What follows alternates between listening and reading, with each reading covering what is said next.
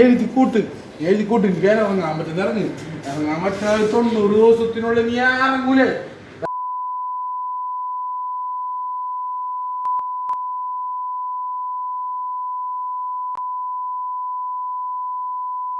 കൊച്ചിയിൽ മദ്യലഹരിയിൽ പ്രതിയുടെ പരാക്രമം.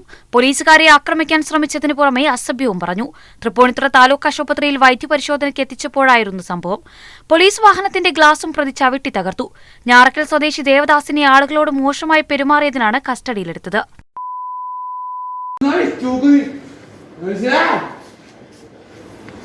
എഴുതി കൂട്ട് എനിക്ക് ഇറങ്ങാൻ പറ്റുന്ന ഇറങ്ങാൻ പറ്റുന്ന 90 ദിവസത്തിനുള്ളിൽ നീ ഇറങ്ങൂലേ?